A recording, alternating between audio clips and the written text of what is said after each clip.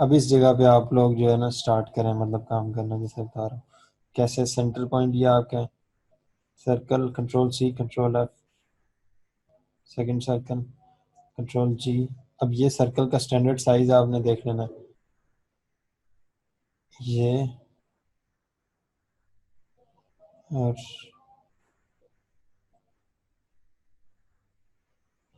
ये, ठीक है।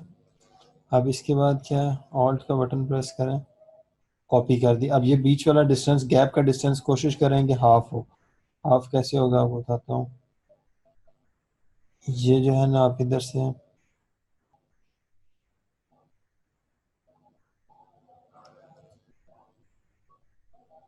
ये देखें, ये इसको इधर टॉप पे लाएं,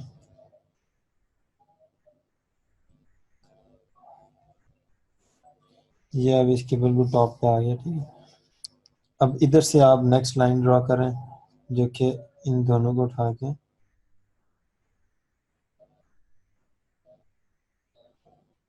ये, ठीक है।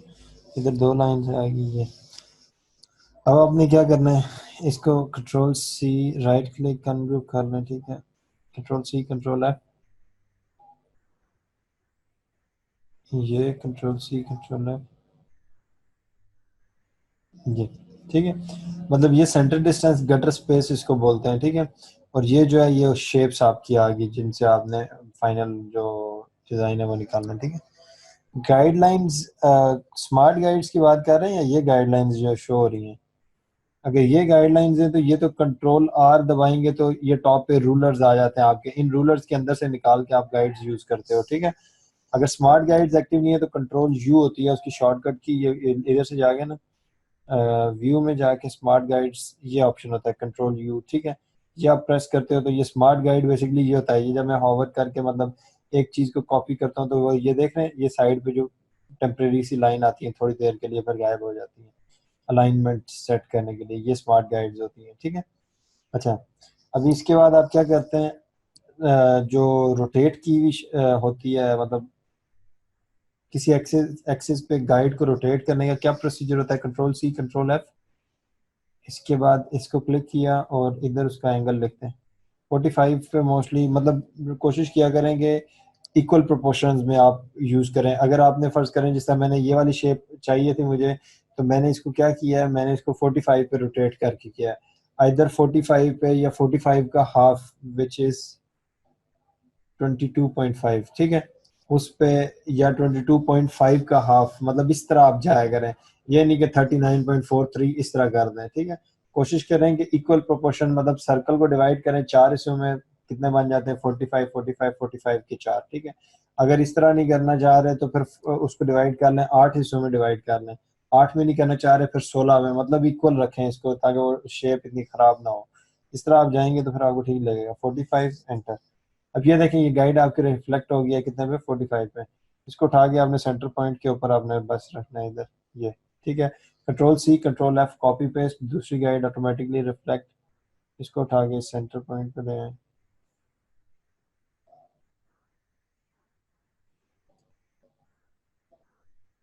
ये हो गया, ठीक है। अभी इसके साथ, बल्कि हमें एक गाइड नहीं, इधर हमें अगर डबल चाहिए स्पेस वाली तो पहले हमने इसको स्ट्रेट रख के इसकी एक कॉपी कर लें साथ। अभी इनका स्पेस, गटर स्पेस कंफर्म करेंगे इसके बराबर है, इसको इधर से उठाएं ऐसे, ठीक है। और इसको आप लोग इधर से,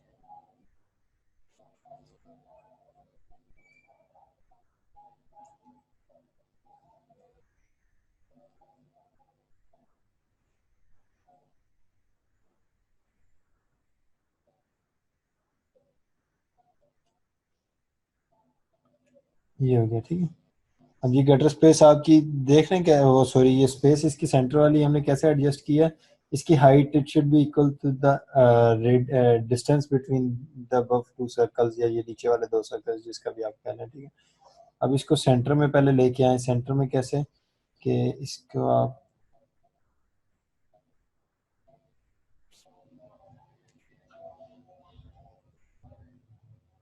ये डिस्टेंस इसके सेम है, इसको रोटेट करना, ठीक है। इसकी कॉपी एक और कर लेते हैं, रुको, इसकी copy control C control F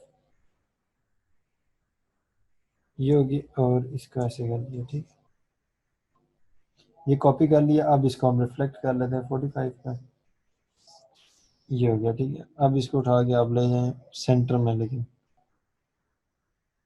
इस तरह सी कंट्रोल एफ,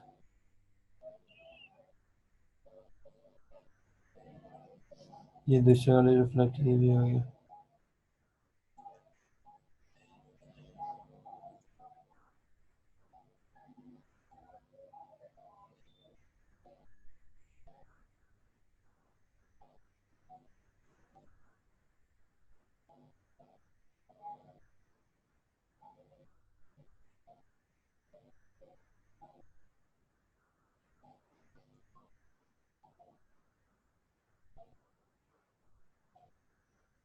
समझ आई?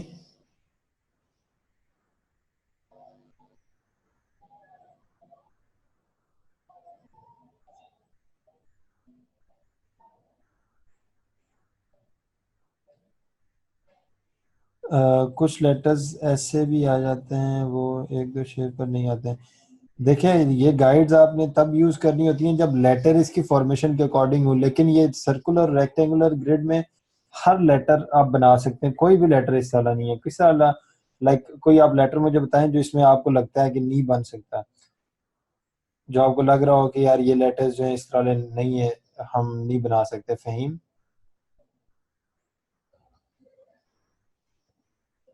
टाइम भी, नेक्स्ट लिंक का भी मेरे ख्याल से मैंने दे दिया। आवाज आ रही है मेरे सबको? हेलो? जी सर, वॉइस क्लियर है आपकी बिल्कुल। जी अच्छा, फहीम, बताइएगा आपका जो बी क्वेश्चन है क्लियर हो गया? आर सिंपल, बिल्कुल सिंपल है ये, आप लोग कैसे कह रहे हैं? अब ये देखें, कंट्रोल जी,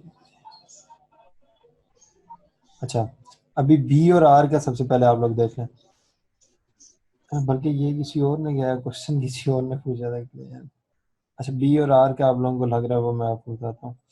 अब ये देखें, जैसे ये लेटर है ना, ग्रिड बना हुआ है, इसमें गौर से आप लोगों ने चेक करना है, पेन टूल से मैं थोड़ा सा ड्रॉ कर लेता हूँ आउटलाइन, ठीक है, और इसकी स्ट्रोक साइज इसके मुताबिक कर लेता हूँ, दिस इसके मुताबिक, ठीक, ऑल्ट प्रेस करके मैं इसको इधर ले आता हूँ। अब इसको control C control F press करके, control G group, control C control F press करके, वी प्रेस करके 45 पे रोटेट कर लिया।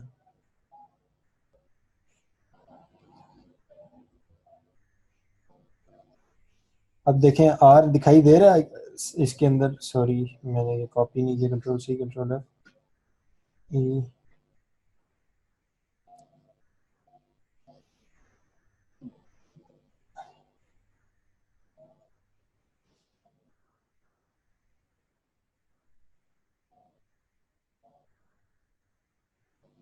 जी। अब इस शेप के अंदर आर दिखाई दे रहा है सबको?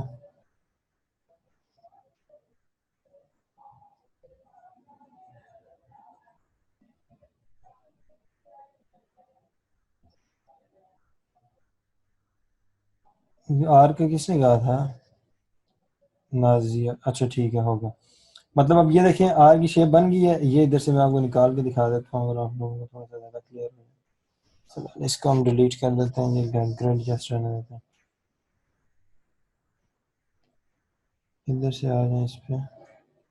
ये होता है मोनोग्राम्स, इसको बेसिकली इस लोगो बनाने के स्टाइल को बोलते हैं मोनोग्राम्स, ठीक है, सॉरी।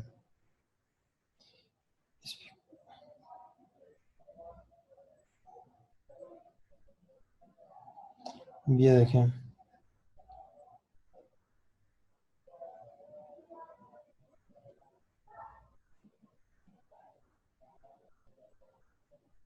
समझ आई? अब इसको इधर से अगर बाहर लेके आते हैं, वो ग्रिड बड़ा कर लें थोड़ा सा, तो वो बन जाता है। अब पी आर और ये वाले लेटर्स आराम से आगे से बन सकते हैं, पी आर जो मतलब इस तरह लेते हैं ज़्यादातर, क्यू, ये वाले लेटर्स कुछ भी नहीं है जो इस ग्रिड से आकर ना बन सके, लेकिन जो ये फहीम ने क्वेश्चन जिस सेंस में पूछा मुझे अभी समझ आई है, उन्होंने क्योंकि मैसेज किया है कि ये जो है अगर मतलब मोनोग्राम फर्ज करें दो ऐसे लेटर्स हैं जिनका कॉम्बिनेशन इस तरह नहीं बन सकता राउंड शेप में, वो भी आप कोशिश करें तो बन सकता है, इतना इशू नहीं होता, लेकिन वो उसमें मेहनत ज़्यादा लगती है, सोचना पड़ता है बहुत ज़्यादा। आर टी अब जैसे करना है तो आर और टी का बन सकता है, लेकिन टाइम टेकिंग है, इसको थोड़ा वर्कआउट करेंगे तो तभी आपके जहन में आएगा कि कैसे बनेगा। मतलब इसमें ये होता है कि लाजमी नहीं होता कि आपने शेप, अब जैसे ये देखें एस में, अब ये स्ट्रेट तो कहीं भी नहीं यूज होता, लेकिन सेंस उस शेप का फ्लो मतलब इस तरह करना होता है कि सेंस आ जाए, जस्ट वो फील आ जाए कि यार वो शेप है। अब आगे मैं आपको एक और दिखाता हूँ ना, जो बेसिकली मैंने बनाया हुआ है किससे, आप में से किसी ने पूछा था कि फॉन्ट्स को पता नहीं कैसे कर सकते हैं हम लोग या नहीं यूज, ठीक है। अब ये देखें, अब ये मैंने लोगो इसमें से पिक किया है एक, किसकी बेस पे, फॉन्ट स्टाइल्स की बेस पे, ठीक है। मतलब इसकी जो राइटिंग की स्टाइल फॉन्ट स्टाइल है ना, उसको मैंने उठा के ये लोगो बनाया था। इसको मैं फिलहाल डिलीट करता हूँ। ये देखो, इस शेप के अंदर से ये वाला लोगो बना हुआ है। सबको समझ आ रही है कैसे बना हुआ है?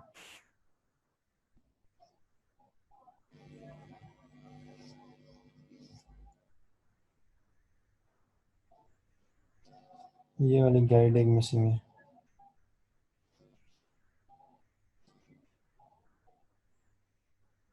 सिर्फ लेटर्स को यूज करके, अब ये बेसिकली आउटलाइंस में मैंने बनाया है। आउटलाइन मतलब कि वो फिल्स को यूज किया था, इसमें तकनीक है कि आउटलाइन को यूज किया है।